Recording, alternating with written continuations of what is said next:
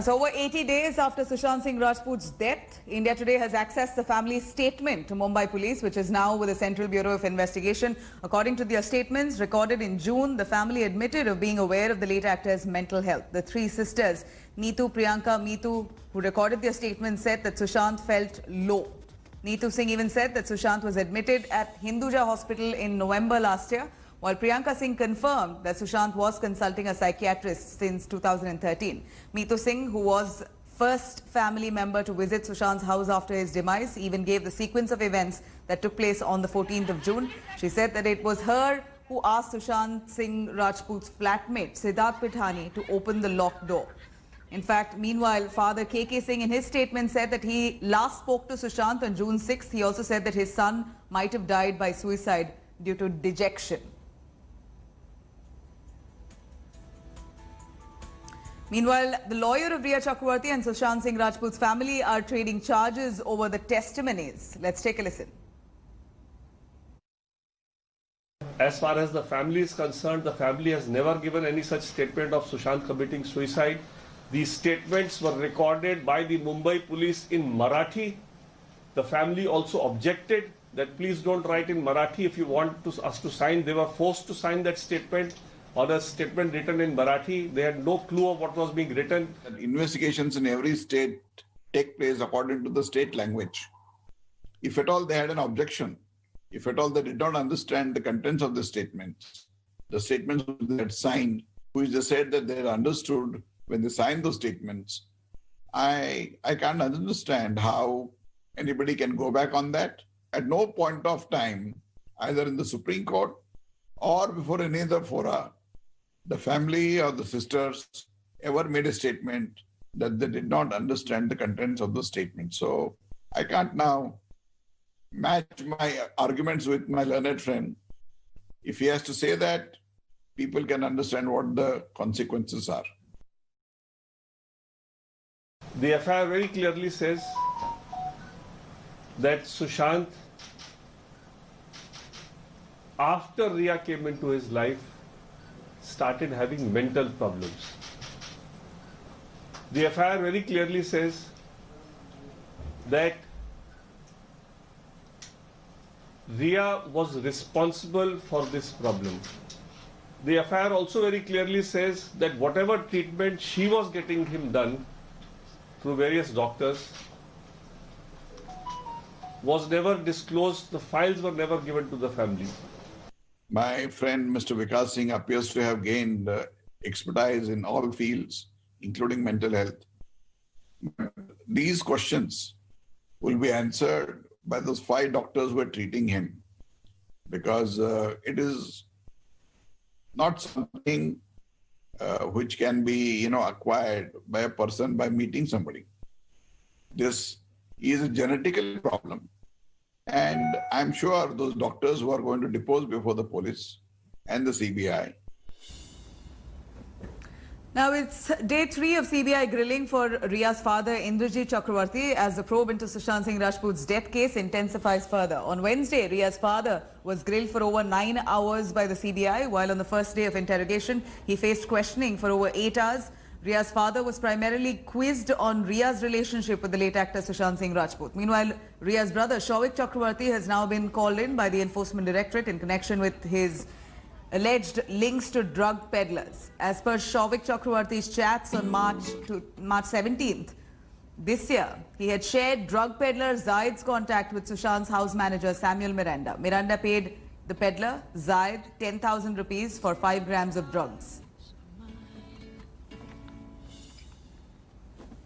Now, from nepotism to financial fraud and now drugs, the probe into Sushant Singh Rajput's death case has taken several twists and turns. This NCB now has arrested suspected drug dealers allegedly linked to Rhea Chakravarti's brother. Let's take a listen. Sushant Singh Rajput's mysterious death has blown the lid off Bollywood's worst kept secret. The CBI, Enforcement Directorate and the Narcotics Control Bureau are now probing various angles of the Bollywood drug nexus. Sources in the Narcotics Control Bureau say their probe has found that Sushant Singh Rajput's ex-house manager Samuel Miranda allegedly collected drugs on the behalf of Rhea's brother Shawik in March this year. Shawik's chats dated March the 17th reveal he had shared suspected drug dealer Zaid Vilatra's contact with Samuel Miranda. The narco team has so far interrogated 4 suspected peddlers based in Mumbai.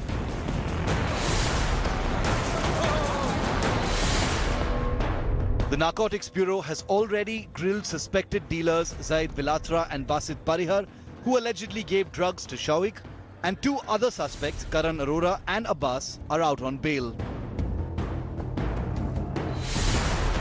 Sources reveal the Narcotics Bureau will soon question both Shawik and Samuel. The Enforcement Directorate, the first agency to find a drug link, is now probing multiple WhatsApp chats. A WhatsApp group chat that was created for a trip to an Udaipur wedding is now under the Enforcement Directorate lens. The group members include Shawik Chakravarti, hotelier Gaurav Arya, Sushant's manager Shruti Modi, Rhea's talent manager Jaya Saha, Samuel Miranda, national level snooker player Rishabh Thakkar, and hotelier Kunal Jani. The Enforcement Directorate questioned Rishabh Thakkar for 8 hours on Tuesday. He denied supplying any drugs to Rhea. Kunal Jani, a Bandra-based hotelier, was questioned by the Enforcement Directorate on Monday. Shruti Modi has denied knowing any sources to procure drugs.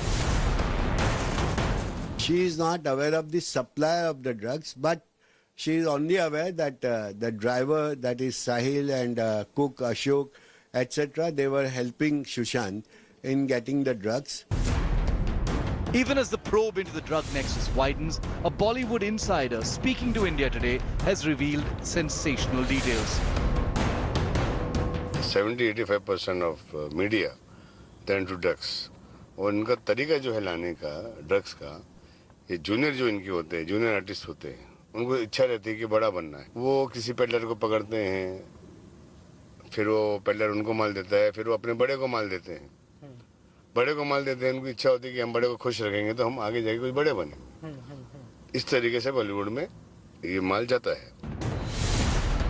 Sushant's family meanwhile has come saying they never filed any FIR on the drug link.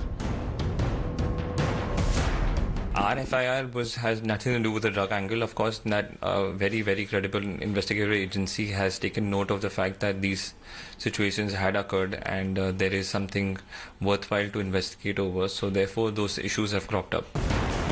Bureau Report, India Today.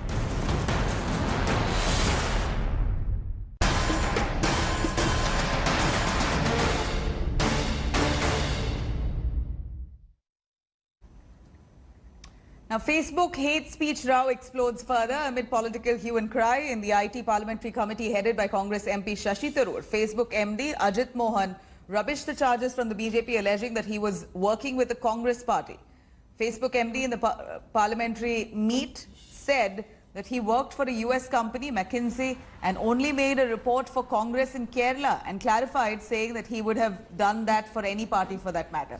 Earlier, Union Minister, IT Minister Ravi Shankar Prasad wrote to Facebook CEO Mark Zuckerberg saying that senior Facebook employees are on record abusing Prime Minister Narendra Modi and senior cabinet ministers as well. Facebook MD was also quizzed on the hate speech row. He maintained that Facebook has been neutral and will continue to remain so. Opposition parties in the meanwhile have also raised the issue of Facebook employees' links with RSS and ABVP. However, these issues will be raised again in the next meet. After the meet, Facebook in a statement thanked the parliamentary committee, saying that they remain committed to be an open and transparent platform. Like I do, that giving people a voice. Now, as India goes on the offensive in Ladakh, the Modi government here continues its digital strike on China. Today, the centre banned 118 more Chinese mobile apps, the biggest among them being PUBG. Popular gaming app has a huge following in India, and with this big ban now, the Modi government has made its intent quite clear. It won't shy away from making China pay up.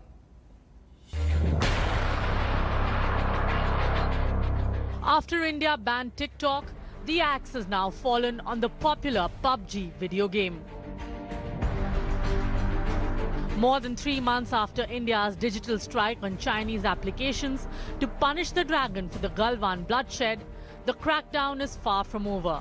The Narendra Modi government is in no mood to relent.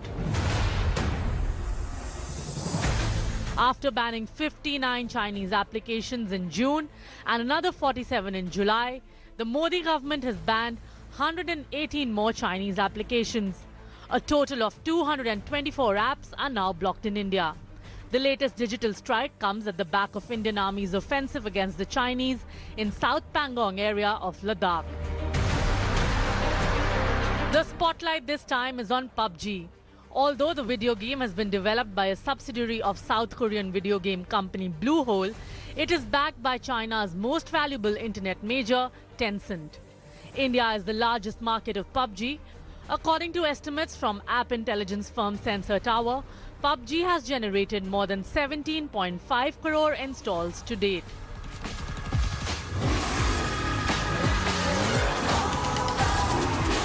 The other Chinese applications banned by India include Ludo World, Alipay, FaceU, WeChat Work, Super Clean, AppLock and VPN for TikTok. While the centre's action against Chinese applications has been swift, there's little clarity over what the Narendra Modi government will do about Chinese telecom giants Huawei and ZTE. Bureau Report, India Today.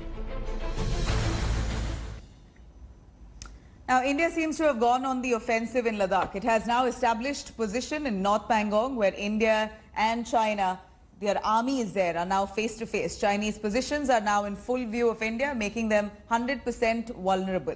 While India dominates, China is fuming. Shivarur tells us more.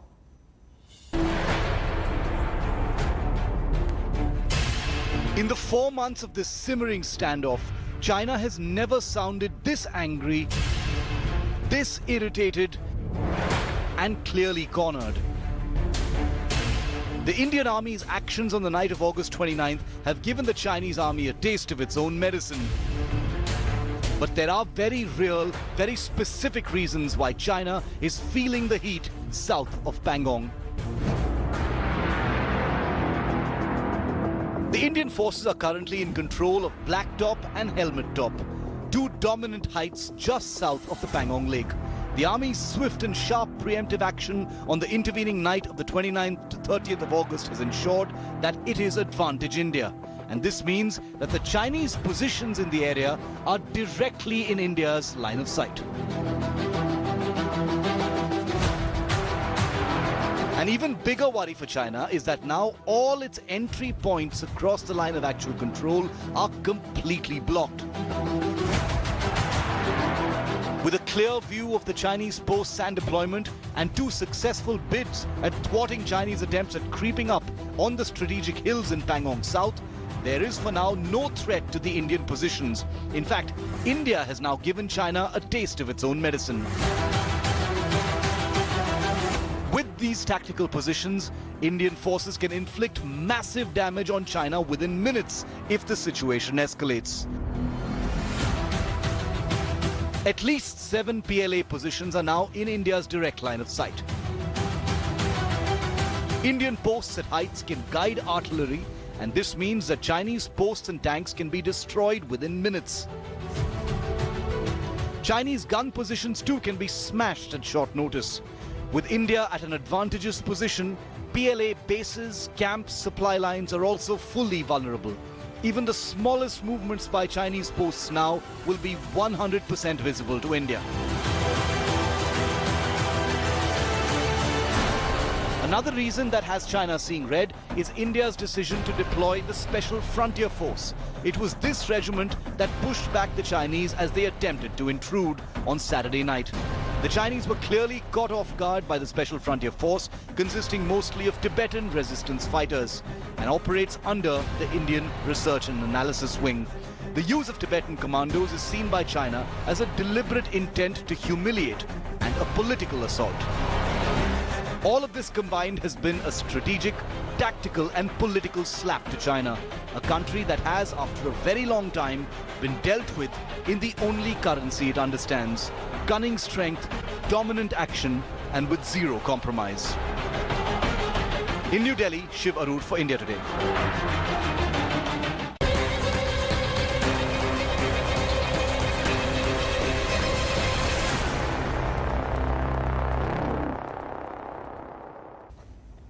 Cutting across to the flood fury, most parts of the country have been receiving heavy rainfall over the past few days. Heavy rains lashed parts of Gujarat, Madhya Pradesh, Uttar Pradesh and Bihar among several other states, leaving them in flood-like situations. Floodwaters entered Gujarat's Baruk area, leaving agricultural fields inundated after Sardar Sarovar Dam released water into Narmada River. Bihar's Chhapra district tells a similar tale as floodwaters ravaged agricultural fields, forcing locals to travel for miles to get fodder for their animals there. Meanwhile, in Uttar Pradesh's Pragyaraj, water from both Ganga and Yamuna rivers has submerged the connecting roads between the villages there. Situation is also quite grim in Varanasi as floodwaters has entered crematoriums, making it difficult for people to conduct last rites of their loved ones. Heavy rains also lashed Madhya Pradesh's Vidisha, causing flood-like situation in villages, leaving hundreds displaced. Hello everyone, this is Rahul Kamal here. Hope you enjoyed this video. For the latest news and analysis, like and subscribe the India Today YouTube channel and don't forget to press the bell icon to stay updated.